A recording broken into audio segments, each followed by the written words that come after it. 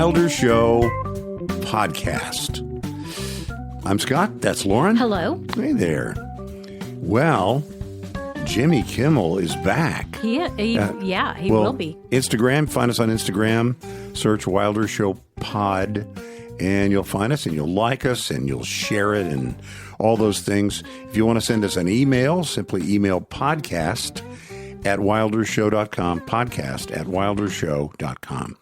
The Wilder Show podcast drops Tuesdays and Fridays, 6 a.m. Central or before, on Spotify, Apple Podcasts, wherever you get your podcasts, including YouTube, and we are on the TikTok at Wilder Show.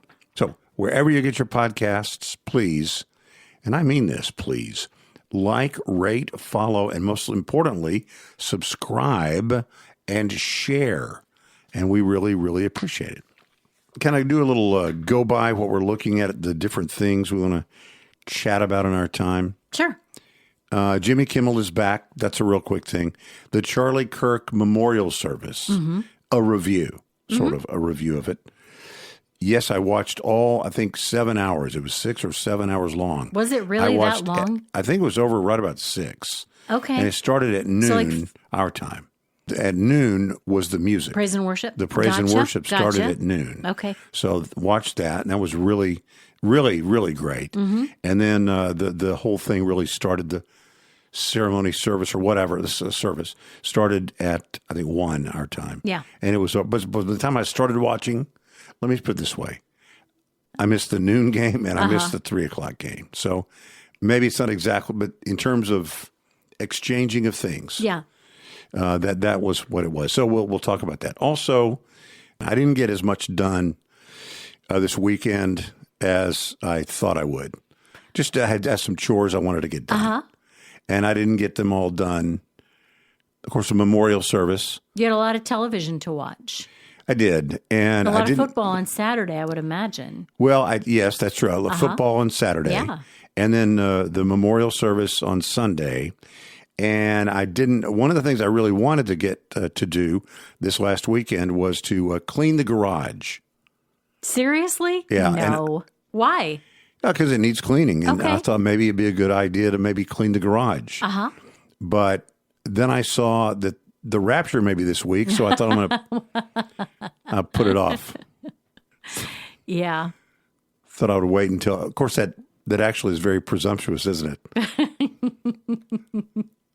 I guess it is. You're pretty confident, huh? We will talk about the rapture. The world is alight with the news of the rapture that is supposed to take place, I believe, on the very day this podcast drops. Yes. So I hope you're listening right now before, you get taken away. We'll talk about the rapture. And really, there'll be a lot of predictions of the rapture before that have not taken place, but we'll talk about that. Then Israel and what's going on at the UN. I think that's important to talk about, big in the news. So all of that. But first, let's talk about an event that we're a part of on October 3rd. We had said, hey, send us a note if you have the availability. The truth is there's an event, and Lauren, you'll say the details in a second. Yeah. It's an event coming up on October 3rd. It's outdoors. It's going to be fun. We're going to be there, and we had some extra tickets. And so we gave some of those away. You have already been contacted if you are receiving those tickets, and if you did not receive that, you received a note, because we had a lot of people that had an interest, and we had a limited number of tickets. However, it is an event you can pay and go to, and if you'd like to do that, we'd love to have you come find us and sit with us. Yeah. So it's just that we had a limited number of tickets we could give away. But what are those details? It's really cool for several reasons. This is happening on Friday night, October 3rd. You may have heard us talk about this a while back. Stephen Curtis Chapman is on tour right now, and he's touring his 25-year-old album, Speechless, and he's playing it start to finish, and then he'll play a bunch of other stuff too. But it's a very cool opportunity to see him, only he's not coming to the Dallas-Fort Worth area. I think there might have been another Texas stop, but Dallas-Fort Worth Isn't one. didn't make the cut for this particular tour. However, he is going to be at a benefit show for Hope Women's Center in McKinney at Barnhill Vineyard in Anna on Friday night, October 3rd. Okay. Beautiful venue, beautiful opportunity to see Stephen Curtis Chapman out under the stars. It's going to be great. And we had tickets to share. We are going to be there. We had a couple of sets of tickets to give away. So we wanted to see if we could maybe just randomly choose a few friends of the podcast to join us. Yeah. And now we have done that. And we're sorry we couldn't do it for everybody who wanted to join us. But let me tell you, there are still tickets available. They are affordable. And we would love for you to join us. It is, it's called Light Up the Night. Again, it is benefiting Hope Women's Center in McKinney, Texas. Just with that information, you could find it on your own. Yeah. But if you would like more information, send an email to podcast@wildershow.com. I'll send you a link. You can get tickets and tell me if you get your tickets, and we'll look for you. Yeah, sure. We'll make sure that we have a way to get everybody together. So we'd have a big gathering of friends that evening. That's good. We'll say a word about Jimmy Kimmel real quick, because that as we're sitting down in the studio, that just happened. But first, let me just say, obviously, I believe in free speech. Sure. This has been what we've done as a career. I don't want the other side shutting down our speech either. And so I'm nervous when anybody sort of shuts down other people's speech. When I resisted was the idea that the local affiliates don't have the right to say, we're not going to carry you. If enough local affiliates don't carry the Jimmy Kimmel Show or any other show that a network provides, then it's not viable, and you don't prop it up. Anyway, Jimmy Kimmel is back. That announcement was made as we were sitting down to tape this. That announcement was made in like 20 minutes ago. ABC says last Wednesday, we made the decision to suspend production of the show to avoid further inflaming a tense situation at an emotional moment for our country. It's a decision we made because we felt some of the comments were ill-timed and thus insensitive. We've spent the last days having thoughtful conversations with Jimmy, and after those conversations, we reached the decision to return the show on Tuesday. You remember when we talked about this, we said, don't think ABC's done with Jimmy Kimmel. No. If they were, they would cancel the show. Or they would let him go and replace him, but keep the show going. Instead, they suspended everything. I think we even said in the Times, probably during Scattershoot, maybe not. But we said, look, I think they went to Jimmy Kimmel and said, don't say anything. Just be quiet, let the dust settle, and we'll figure it out. And that turns out, I think, exactly what happened. Yeah, I think you're right. All right, let's talk about the memorial service. Man, was that an event?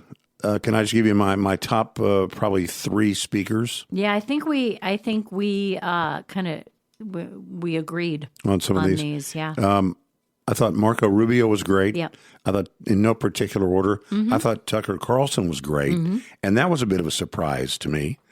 I thought he's a great speaker, but in terms of the things that he said, I didn't expect him to have such a sort of a bold Christian message. I didn't think that would be from him. And RFK, I was surprised. And of course, Erica Kirk is in a separate category. The president, gosh, not as much. I mean, Biden and tariffs really don't have much of a place in a memorial service speech. Yeah. I agree. But gosh, he couldn't resist his nature.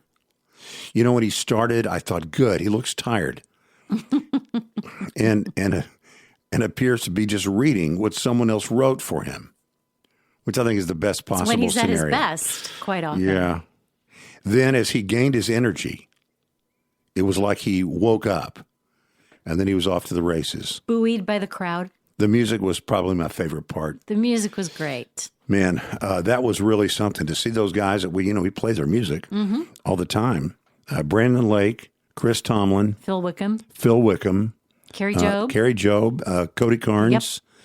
I thought it was great. I mean, the music was just fantastic.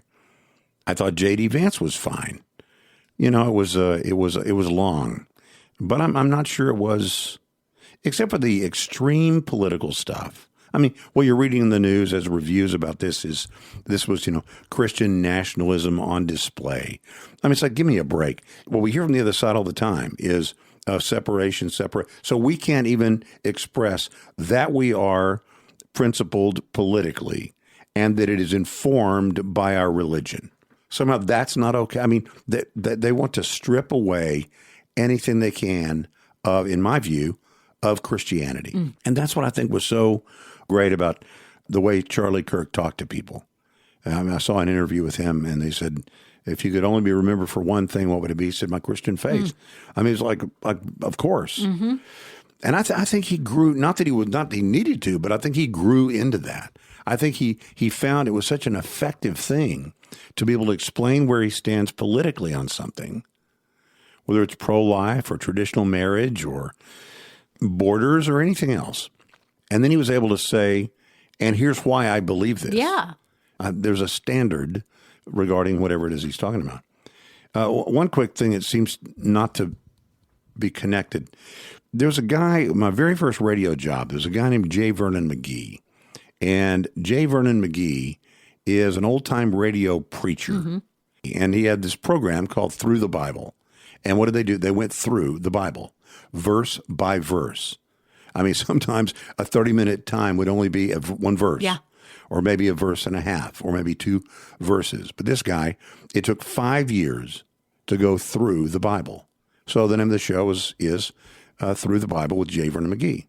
And he's an old-sounding guy. He was old back then. He's been dead for a long, long time. This is the 11th time that program has been through the Bible. They say hop on board the Bible bus, and we're going through the Bible. But he's been dead for a long time. And here's my point. He has made more impact since he has been dead, J. Vernon McGee, than he made in his life. Because of what he had left behind, he made more of an impact and is still making an impact his influence. Today. That's right. See, we miss his presence, but his influence continued. And I thought of him as I was watching the memorial service on Sunday. I thought of J. Vernon McGee, and I thought Charlie Kirk is like J. Vernon McGee. It is entirely possible, because of all that he's leaving behind in content, that he will ultimately make a bigger impact after he's gone than he did in his very short life. Look at the chapter requests. I mean, 10 times the chapter requests for Turning Point USA, TPUSA, chapters at colleges, at universities, at high schools. Those numbers are up. 2 weeks ago, how many people knew Charlie Kirk? A good percentage, but not 100%. Right. And people in other countries, not 100%. It was certainly the number one story in the country, and everyone knew or came to know about Charlie Kirk. And so his videos have been watched. The witness that he was becomes the witness that he is, that lives beyond him. So, and that's what a legacy is. A legacy is your influence beyond your presence. What is your legacy? What is my legacy? We know what Charlie Kirk's legacy is. Really something. Rapture. Speaking of living beyond. In my travels to Africa and China, when I would come back, I would share some stories on the radio. And I traveled there for the purpose of, in some cases, smuggling Bibles into communist countries and some really sort of dangerous and dark places. And in the time that we were there, in those places, our job was to meet with people who were persecuted for their faith and hear their stories of how they, have survived thus far and what we could do for them and things like that. And when I would come back, I would tell some of those stories on the air. Now, because you and I worked together at the time, there were many stories that I did not tell on the radio. Right. And I didn't tell them because I didn't think people would believe them. I thought, I don't want to hurt our opportunity if I tell this is very foreign, this sort of thing, to the Western mind. And I don't want to tell a story like this and have people think, well, that doesn't sound like that could possibly be true. Maybe the other stuff he's talking about, maybe that's also not true. Now, everything I would have told would have been true. Yeah. Everything that I did tell was true, and what I didn't tell was true. I just didn't think you would believe it. But I'm going to tell you one of those types of stories right now. And I bring it up because this rapture thing has people all over the world going crazy. Mm-hmm.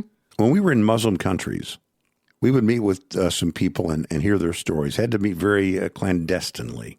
And I remember the story one man told us in one country, but it was actually a story we heard in several different countries, hundreds of miles apart. And he talked about how he had never heard the name of Jesus. He had never been to a church. He had never met a Christian, was raised in the Muslim faith, all those things. But that he had a dream one night or a vision one night. He wasn't sure it was a dream or a vision. And a man came to him in his vision. And it was a man wearing all white. And all the man did was hold his hand out and say, "Follow me." And then he disappeared. And he had this dream again and again and again. He didn't tell anyone because he was kind of totally freaked out by it. He had no idea what was going on. Months later, he went with a friend to another person's house, and that person happened to be a Christian.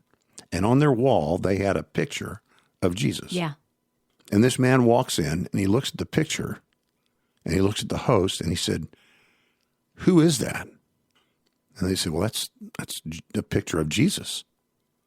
He said, "That's the man that came to my dreams." Man.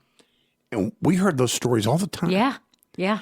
And supernatural things.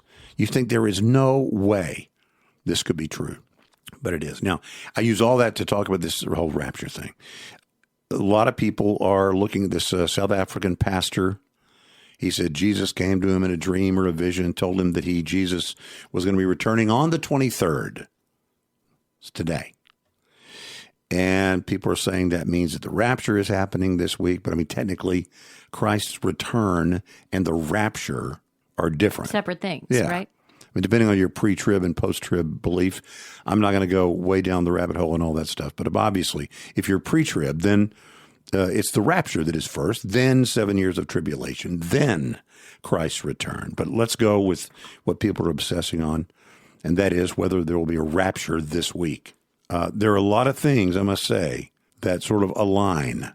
That doesn't mean it will happen. It doesn't mean it won't happen. It could happen anytime. It could happen right now. Mm-hmm. But what was interesting about this was all the stories we've heard of my daughter had a vision. See, back in the old days, we had no way of communicating that stuff immediately. Right. Now we have worldwide immediate communication. So if I, for example, posted, my son had a vision of blah, blah, blah, blah, blah, and boom, it's out there in YouTube or TikTok or whatever.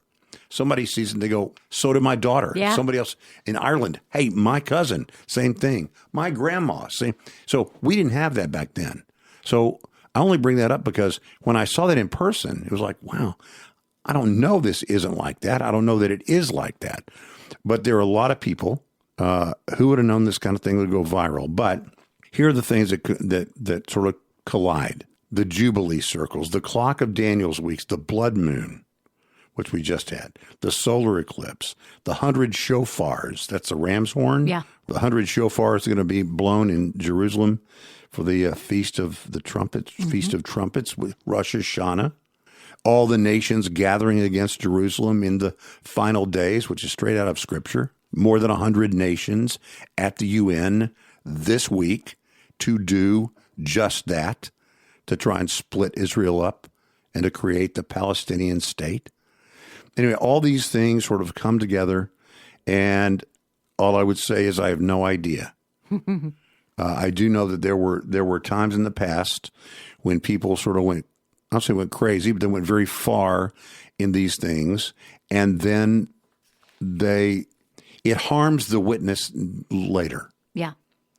But you have all kinds of things. I mean, Pastor Chuck Smith out of Calvary Chapel, way back when. All kinds of predictions have been made that didn't take place. And then, of course, after it's over, they say, well, the Lord told me that he changed his mind. I mean, it's just silly.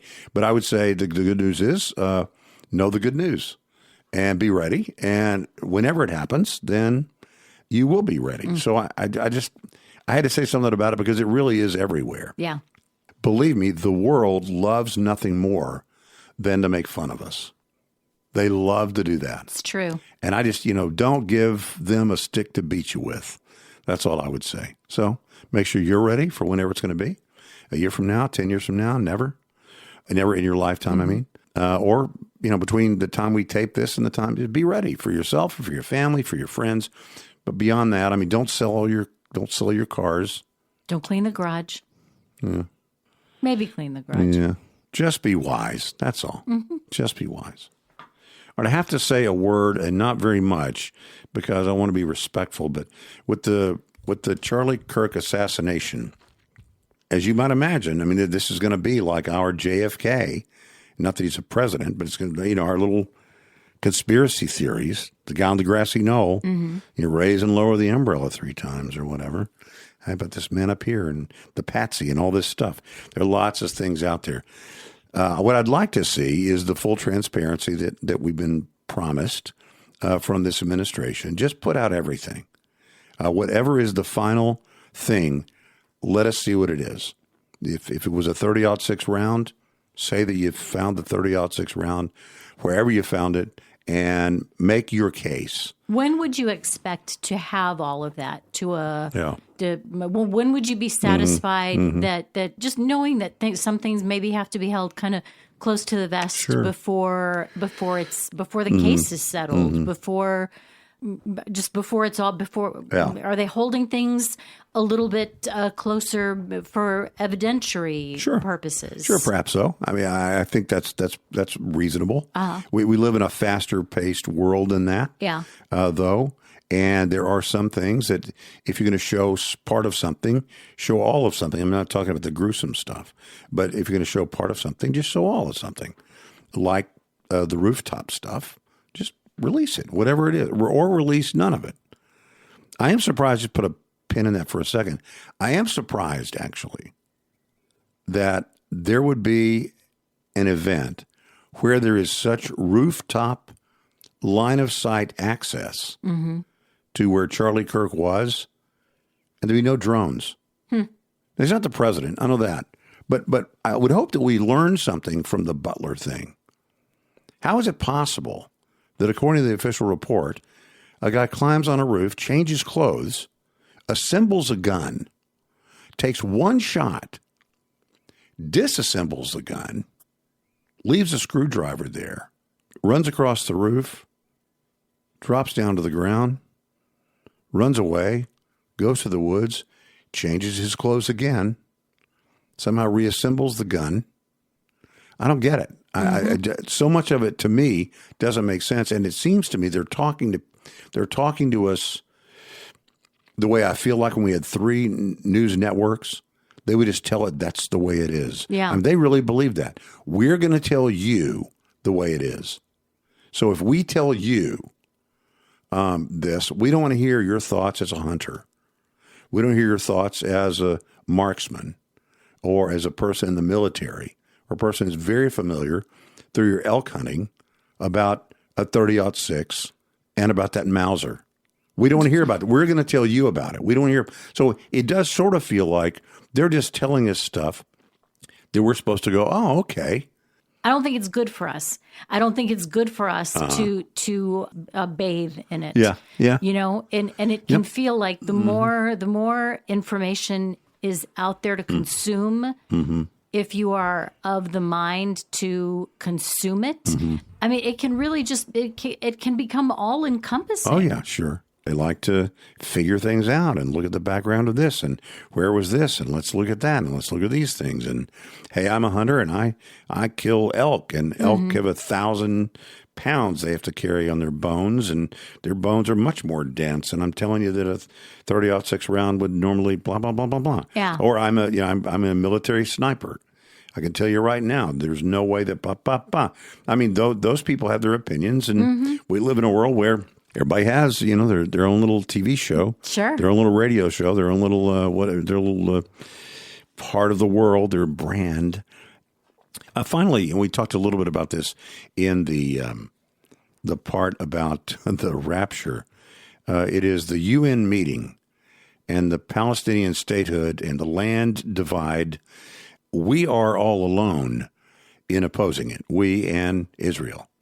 I mean, even the UK is for it. And they just had the president's ear over there with the King of England, where they let him ride around in Cinderella's horse-drawn carriage. Therefore, formally recognizing a Palestinian state, and I'm hoping that Trump will stand strong. And just one more thing: this is 100 nations coming together at the UN this week. And do you know what Hamas has said? What the chant has been as Hamas has seen the rallying around of other nations around the world, rallying for them. What their chant has been: the fruits of October 7th. The fruits of October 7th. They praise Allah for the fruits of October 7th. You say, what are the fruits of October 7th? Remind everybody what the fruits of October 7th would be. They're saying these are the fruits of the attack that we did on October 7th, where the greatest number of Jews died in a single day since the Holocaust. So if it matters to you, this is how the enemy celebrates the movement toward a two-state solution. So if that matters, how does the enemy view it? The people that still have people kidnapped, the people who still have not returned dead bodies to Israel, how do they view it? They view all these nations coming around and the United States being the sole holdout. They view all this progress as the fruits of October 7th. What October 7th had brought them, as if to say, look, this was good. We did this thing, and this is the great result. This is what we were going for. Oh, it is time for Scattershoot. Let's go. Dun, dun. Ready? Ready. Oh, get on the mic there, girly girl. Wilder Show, Scattershoot. All right, this is where we break it down. Right, Lauren? Whatever that means. That's right. Yeah, we break it down here. Yep, break it down in the Wilder Show Scattershoot. So this is the first day of fall. It is the first official full. the first full day of fall. I guess.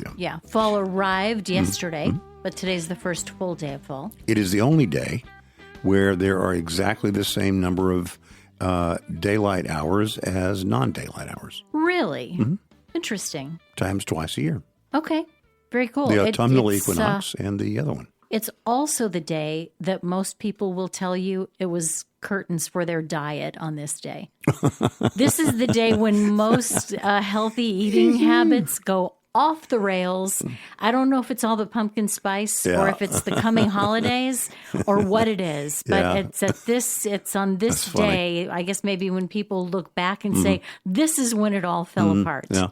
There are times in my life when when I've tried to get into, some healthier habits, and I can look back and I can say, this one event is when everything fell apart. Oh no. I was doing so well for for such a long time, and then it all fell apart. So, I mean, if it's helpful for you to know that, if you can, stand strong today, and then just, one day at a time, just stay away from the pumpkin spice for as long as you can.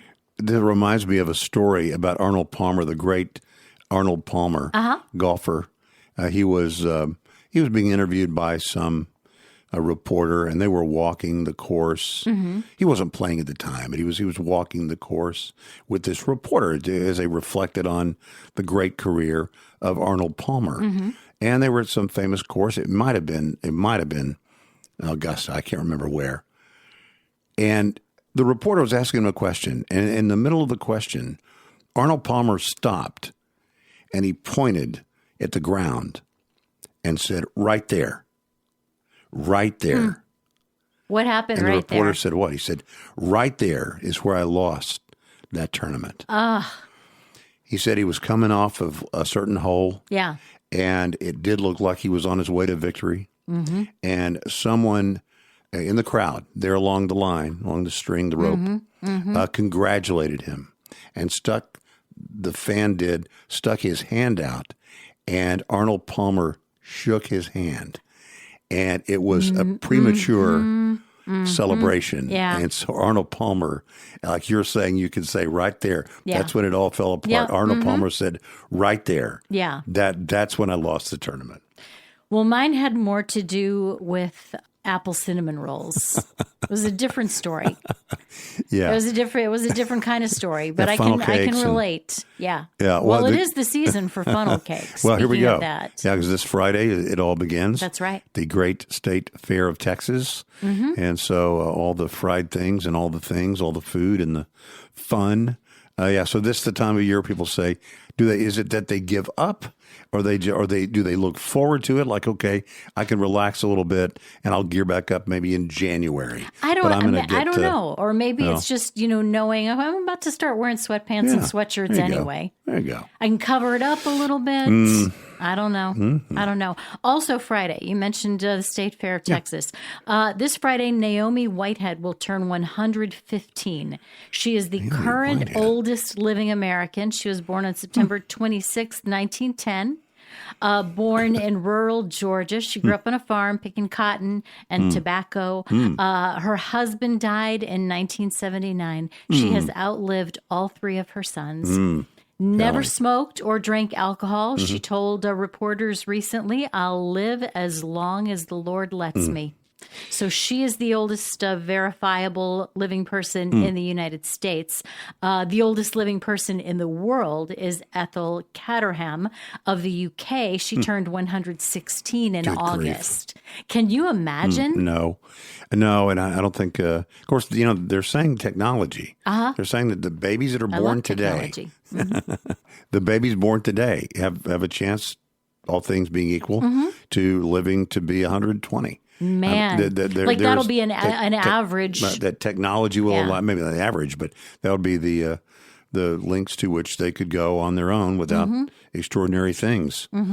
Yeah, I don't. I always wonder about the oldest and like the second oldest. Yeah, is the second oldest in the world? What are they thinking about? Are they saying to the other person, like, come on, and just give me a shot just for a few days to be the oldest in the world?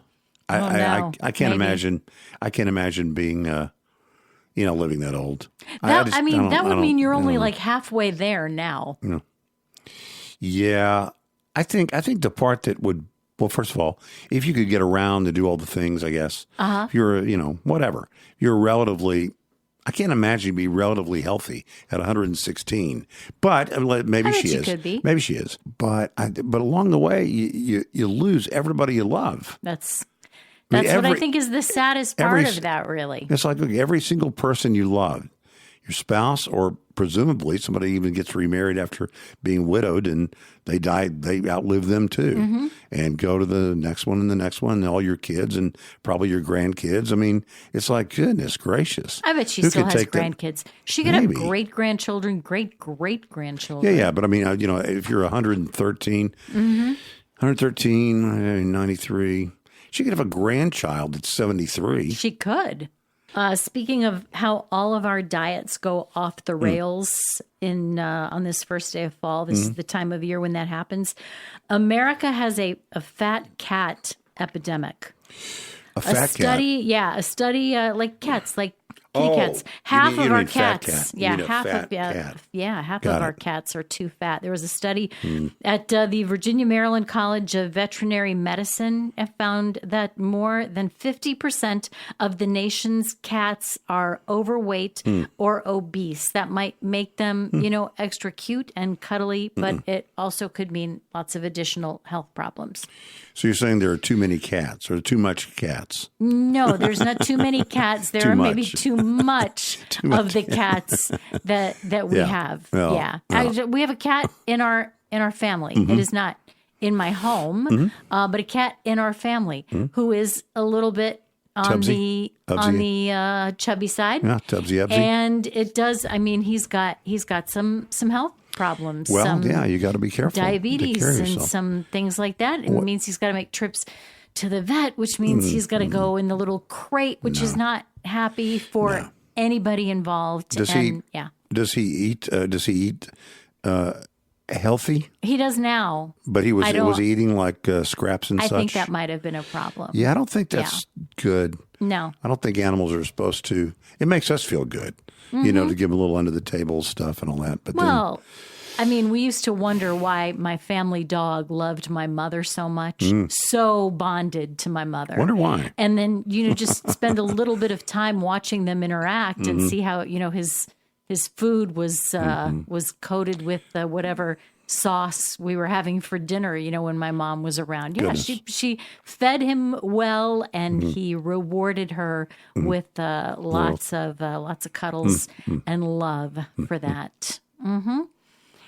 We're 25 years into this new century. That's correct. So, which is crazy. But it means there are a lot of lists. Have you noticed that? 25. Like the best of the first 25 years Makes sense. of this century. I got One you. of the lists I came across is the best TV shows of the last 25 years. So the best television shows of this first quarter century. Yeah. And is it There are a restricted to broadcast TV? No, it is not. Okay, it so is not. it includes all the things, HBO and whatever. A lot of these are shows that you've watched and loved, and the same for me. I have the top 10. You want to guess a couple of them? Yeah, I bet I can guess at least a few of these. I bet you could tell me what number one is. Oh, I don't know. Maybe not. Well, I would probably say Breaking Bad. Breaking Bad is number one. Yeah, I think that's the bet. As I said before, and obviously it's not for everybody, but Breaking Bad has the single best trajectory and character development of beginning and middle and end that I've ever seen in a television show. Yeah. It's just, I've never seen anything like it. It is the grandest explanation of how his character developed, how he became who he was. And then the remnants of who he used to be were still there. Anyway, that makes sense. Okay, I would say Succession ought to be in there somewhere. Succession is there, number 5. Okay, so Succession. And I would say, it probably didn't make it, but I would say, personally, Homeland should be in there. Homeland is not in the top 10. Okay, let me ask you this. Good guess, Is Band of Brothers in the last 25 years? I don't think so. Yeah, it's outside. I think It's Band not of eligible. Brothers was before I think 2000. it's true. Yeah. Okay, so Breaking Bad. There's another. Okay, let's broadcast TV. There aren't a lot. In fact, this might be the only one. Now there's one, maybe two from broadcast TV that are in this top 10 list, and one is one that you and I both watched. I got one. I know one. Go ahead. I think Lost. Yeah, Lost. Yeah, Lost has got to be in came in there. at number 9.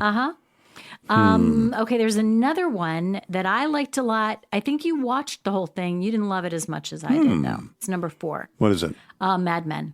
Yeah, I liked it. It was okay. Yeah. It was okay. Yeah. I didn't think they with it, Mad Men. I know you probably remember my. I know what your problem what was. I'm going to say. What? It had something to do with you. You thought that he never actually came clean he didn't. about Stealing being the guy's identity. Dick Whitman and not really. Well, I'm no spoilers. Doesn't matter. Sorry. Yeah, that's all right. Yeah, if you haven't watched it no, yet. yeah, that's all right. But that was my criticism. That they could have redeemed his character had they had him be honest with just one person. Well, he was honest with one person. No, nobody knew. No, they he had a girlfriend in there at some point that I think he did. When it was spoilers here. Okay. What he did was he told her that he had the guy's identity, but that wasn't the full story. He stole the guy's identity. Yeah. He didn't just allow he took the dog tags off. Yeah.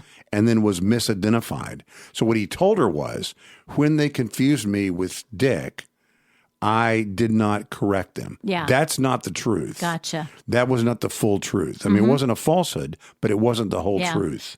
So I've really felt like his character could have been completely redeemed in some way.